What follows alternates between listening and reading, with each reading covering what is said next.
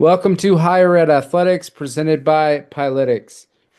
I am very excited about this episode. Usually, this is when I would kind of get in the mix with an individual episode, but I had the opportunity to recently sit down with Dr. Char Reed from Kent State University. She is a vice president, but she's also kind of in that chief of staff to the president role. We spent about 30 minutes talking about how to prepare to be the athletic director from a higher education lens and how a university operates.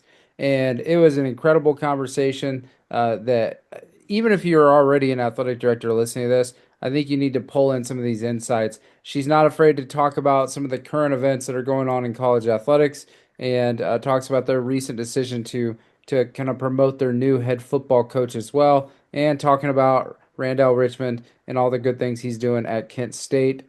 And before we get into this episode, I also wanted to just say thanks for listening. Please keep watching or listening, however you do. I never really asked to do a rating or send it with a colleague. I'm really more interested in just reaching people to help people in our industry. So if you are getting a lot out of these types of episodes and the athletic director interviews, really would appreciate you sharing it with your colleagues, sharing it with your network, posting on LinkedIn or X, whatever you want to do. But I hope you're finding it helpful. It takes a lot of time to put this stuff together, but it's really fun to do so. Next week, I will be back with another athletic director conversation, and I'm excited about that one. So thanks for watching Higher Ed Athletics presented by Pilotics. Dr. Reed, thanks for joining me on Higher Ed Athletics. Thank you for asking, and I look forward to our conversation. Yeah, I really wanted to kind of pull in someone from an area of the university that I greatly respect and kind of understand context for, but someone that I don't typically find that position on my show. But the amount of information I think that you could share with our audience, which is current and future athletic directors, I think is really helpful for the context of kind of university function. And so I wanted to circle around maybe what's the best way to describe your role at Kent State, and maybe the chief of staff role generally across American higher education. Well, a couple of things I would say about it is number one, I really do think the position a lot is a connector, and kind of like the glue that is in a senior leadership team. A lot of my role on the chief of staff side is really in terms of working with the cabinet, and particularly in working with, cross-cutting priorities of the leadership team and making sure that, everything's working and we're on time and, helping people get jobs done. And I had one person that talked to me about the role, and they were really kind of talking about it like in a kitchen where you have the quality control so that nothing goes out without it, being perfect. And I think a lot of that is the chief of staff is in terms of trying to help people connect, do their best work and move forward. And And so hope many nobody drops a plate of food. yeah, Makes a yeah. loud noise. I hadn't really thought about it that way, but I do think there's a lot to that. And, one of the things, and I guess it kind of spills into my board work, is just really, in terms of asking a lot of good questions and how that we prepare and develop our initiatives and do our work together as a leadership team, and then how we communicate that to the community. So it has a lot of aspects to it. And I think one of the things about the role, and I mean, I personally like this, but it's not for somebody that wants to be, high profile. It's really a lot of the work of this role is behind the scenes, making things happen, helping people, developing the team members as well, and I do like all of the senior level searches for like vice presidents and presidential searches. And so, involved a lot in that aspect of building the team and then also in like onboarding the team. So there's a lot of dimensions to it. So were you involved in and how long have you been at Kent State in that role?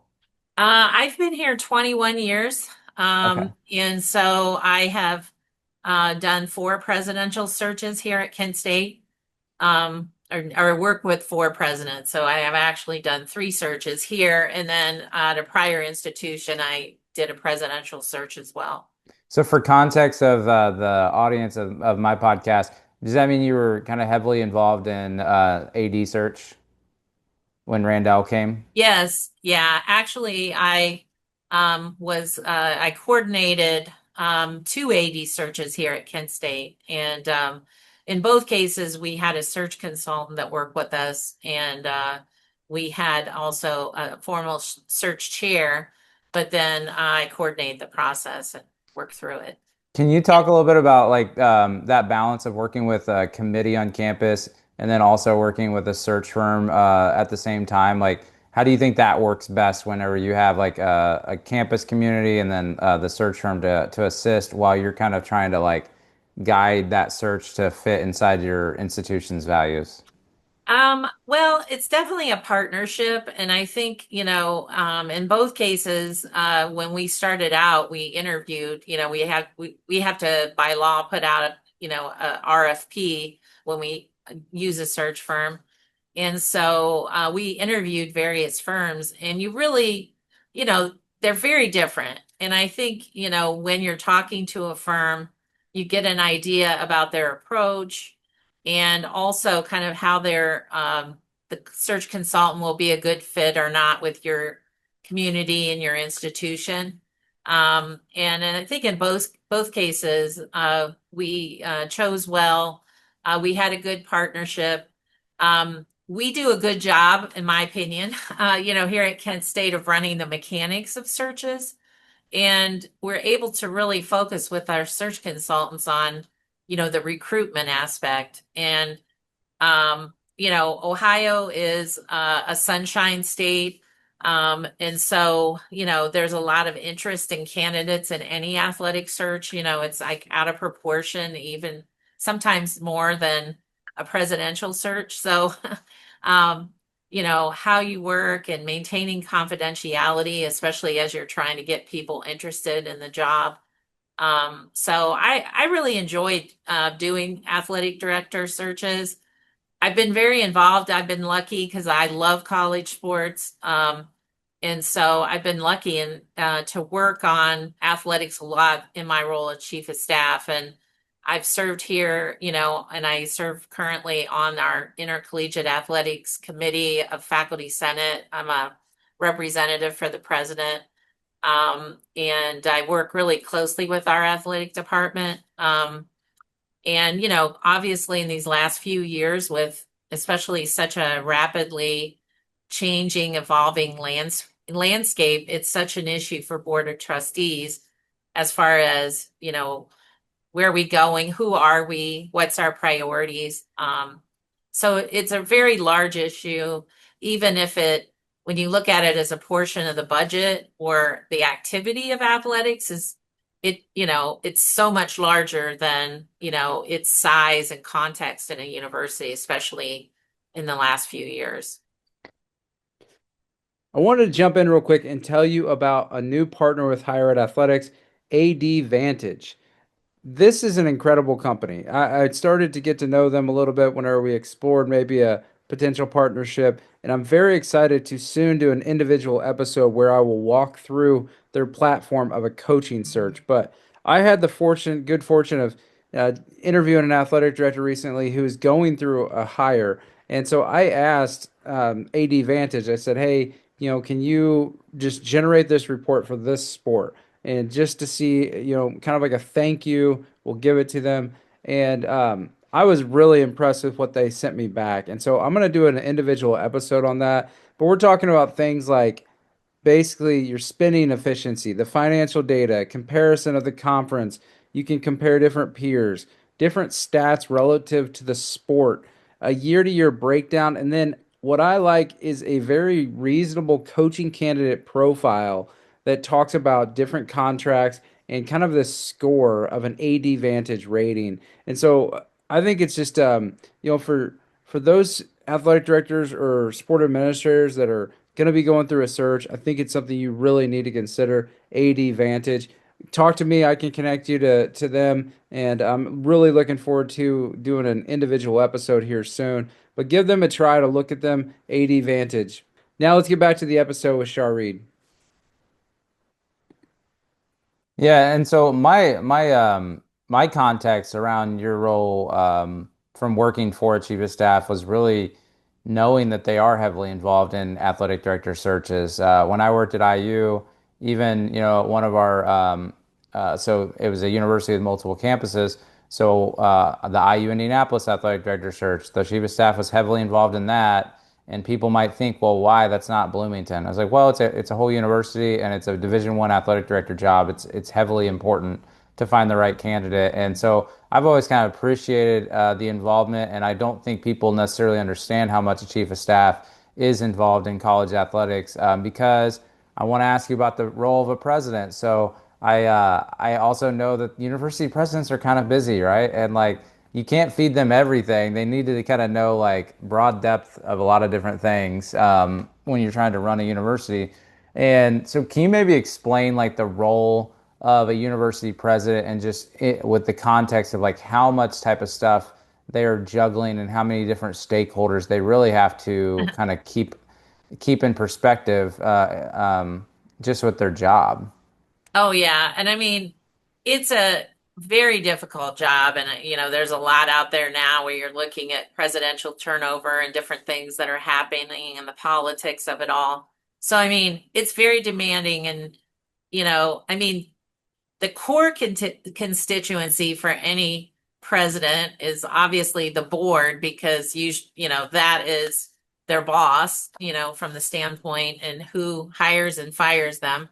But then there's, a multitude of constituents, all, very passionate about their views and, wanting to influence decision making. I think on athletics, it's particularly a high wire, and particularly today because, the expectations, there's so many things that are just really over the top, in my opinion. We were talking earlier about just the coaching carousel and decisions that are being made about, you know, firing coaches and all these kinds of things, so much money on the table. And then so many institutions, even in the Power Four, that, don't have the resource levels of others or the billionaire donors or whatever it might be. So it's super demanding. I think in terms of the role of the president, it's really, in most cases, and it's the way it's supposed to be, is that the AD would report to the president. But obviously, like here, we have, 14 people on our cabinet that are at that senior level. So the president, even of saying you have 14 direct reports, they're not able to, allocate a ton of time to any one, area. But I think, and I think it's part of the search, and I think why chiefs of staff are so involved is that there has to be a really good fit, in my opinion, between the president and the AD. And I think in fit in terms of, aspiration and focus, values, especially, and it sounds corny maybe to say, but I think that, if an AD and athletic department is not aligned with the values of the university, is where things can really start to go astray. So, usually the chief of staff is really kind of the eyes and ears of the president in the daily process of working on a search because you have a good idea what will work well with the president, on the president's end. And so you can kind of see how that might, how candidates, some over others might be a better fit. So I think that's really important. And I think with ADs, I really feel for them because obviously they aren't living a fishbowl. There's so many things popping, with social media, everything, like back in the day before really social media took off, you had like more lead time on information, coming out of the institution or out there. And now it's just like poo, poo, poo, and so, the ADs that I've seen that are successful here at Kent State, they have a good relationship. they know when they need to call the president, and sometimes chief of staff is involved in that because you can say like, hey, this is like, we're going to connect you at this time and, make it happen. But there's just a lot of communication and alignment that's needed. And I think today, and this is like, I think been cyclical over time, but even now with all the money and the big donors, and really getting into the management decisions as far as like who's hired as a coach and how that or who's fired as a coach.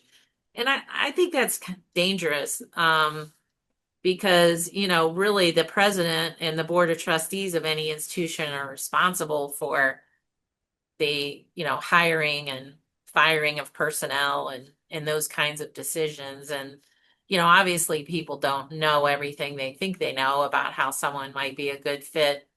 And I think we've seen that in cases even when we might have a coach who the performance on the field is disappointing, that they have this great record as far as academics. So you have to look at the whole picture, um, and your values of the university and see if there's alignment.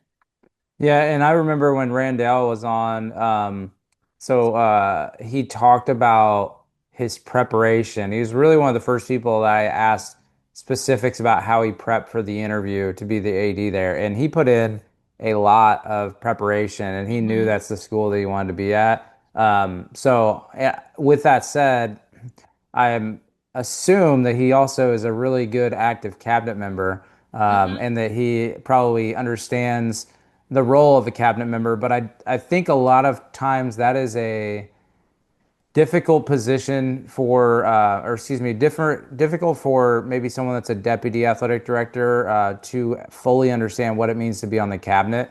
So, in your opinion, what makes a good cabinet member, whether it's an AD or just any cabinet member in general? You mentioned the president, hopefully can have a one-on-one maybe once a month or something, or they Hmm. also meet with you.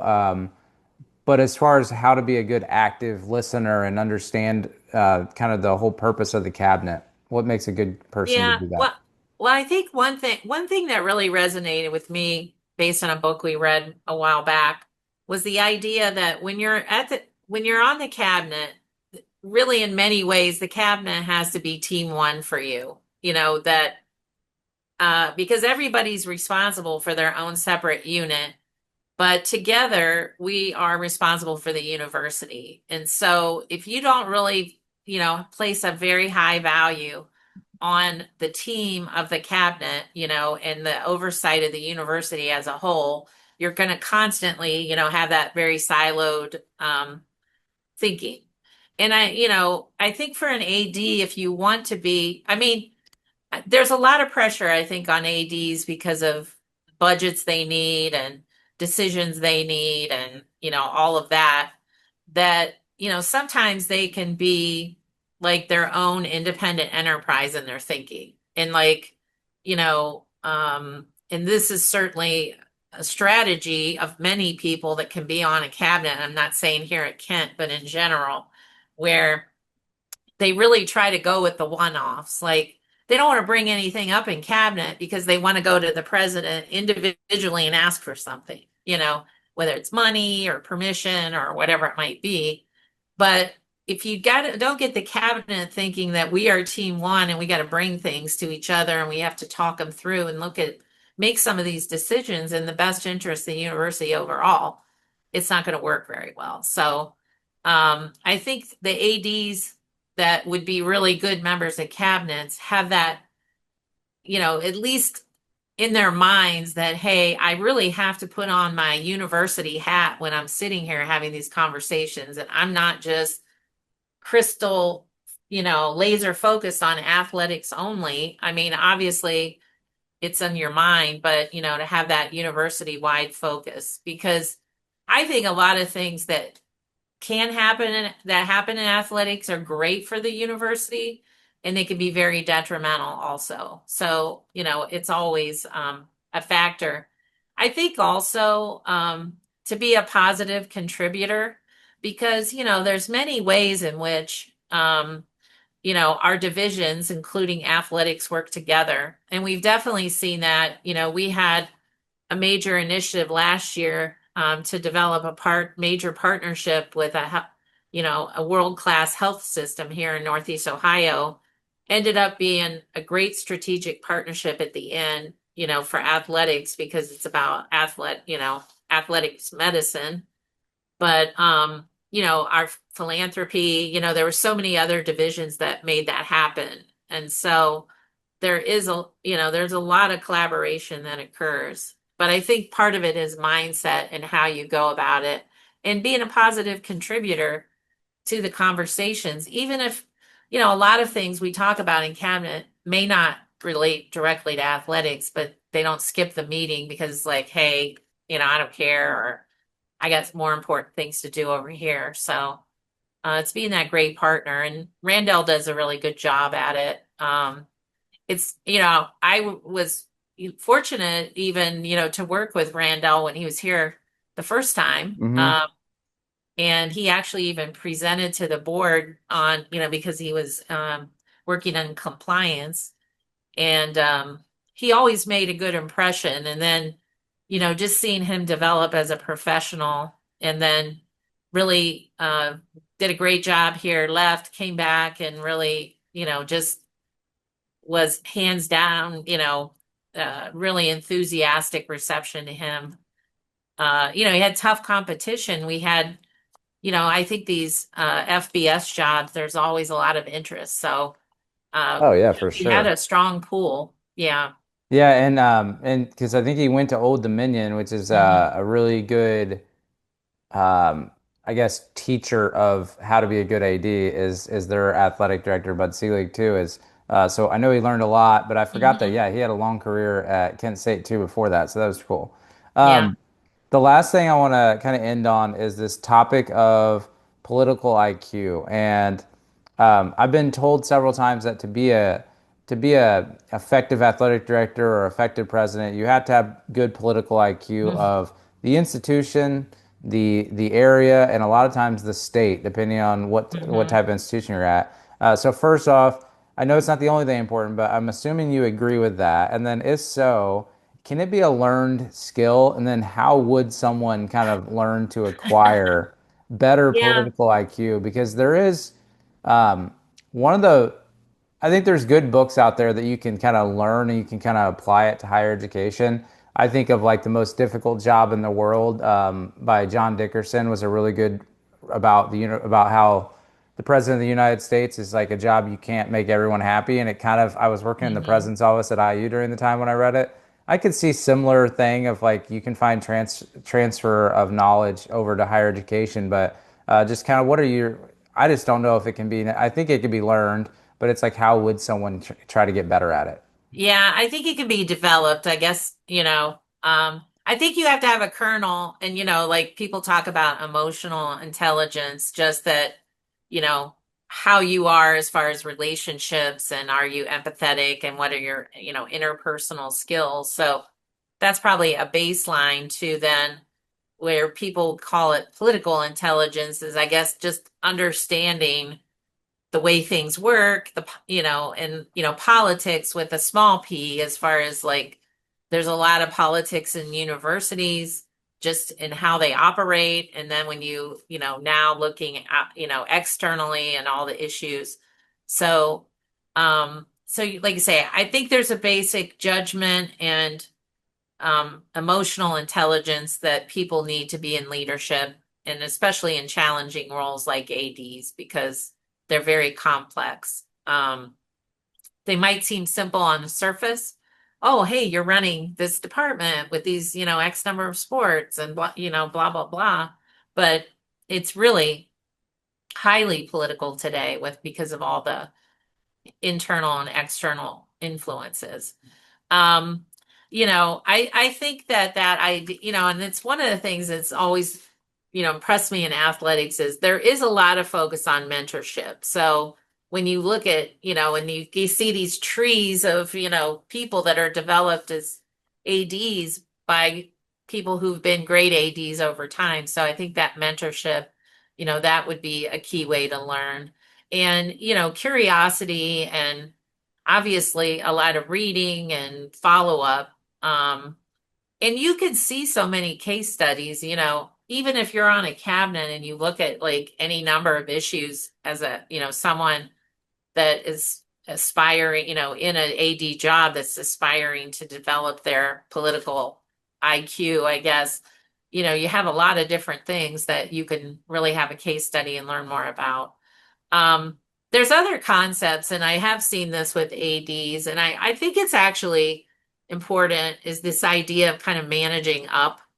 There's, a couple books on that of just, and people think of that as is that like, being a butt kisser or whatever you're doing to your boss, but it's really like kind of helping helping your who you report to, and be, giving information and knowing when is the right time that people need to know things. So there's a lot of aspects to it. But I definitely think it can be developed and improved in just awareness, making sure that you're not just like, head down, focused on the immediate thing and understanding, especially, how all of these things interact, and especially in this dynamic world that we're in right now of politics and power and money and, conference alignments, and it's really a complicated job. I don't know when you talk to ADs, especially people that have been around a long time. I mean,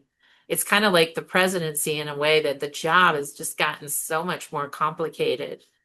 Yeah, And years ago, I started kind of telling people that I think that, and I think it was maybe Brian Blair that did kind of agree with me, and we went into it is the role of like at least an FBS athletic director, and really probably everywhere is becoming more like the modern day president job, and because you have to handle so many issues, you have several different teams. I mean, I laid it out like this once on paper when I was just thinking about it. I was like, every program could be a school or a college. Every coach could be a different ranking of a professor. You've got your the AD has their cabinet version. Someone that's kind of a expert on different areas, and then their president would basically be like their version of the board. So there's always like practices like class and homework and games are like tests. Like there is so many ways to find how they are similar, and we probably don't talk enough about that. But it really is managing, like from being in working for athletic directors and working for college presidents and chiefs of staffs. They are very similar. My dissertation is on this topic that I'm working on this what is spring. it? What is your topic? So my topic is the future of athletic director hires from the Oh, perspective of university presidents, and I'm trying to decide if it's going to be oh, that's qualitative or quantitative. I know I could interview enough presidents for a qualitative, and I do wonder if doing quantitative would be more difficult to get responses, the amount that I would need. But it's just something I've always thought about is like there are so much more similarities between the two jobs than people realize.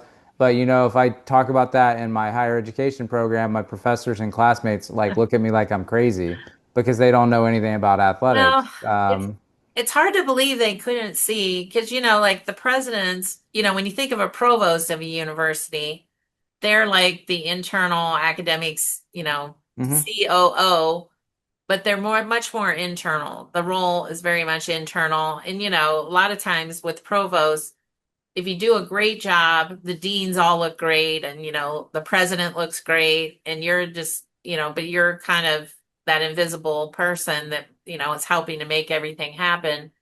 But then the deans are like the president because they always have such a strong internal constituents that they have to deal with and appeal to. And so those jobs do have a lot of internal focus, but they also have a lot of external focus. I think with ADs, there's a lot of internal management demands and issues that, to deal with, but then really the external demands on them and their need, and especially now with, the need for fundraising and revenue, development, they really have, probably most ADs and that you talk to, they probably spend a lot of their time externally because they have to deal with that.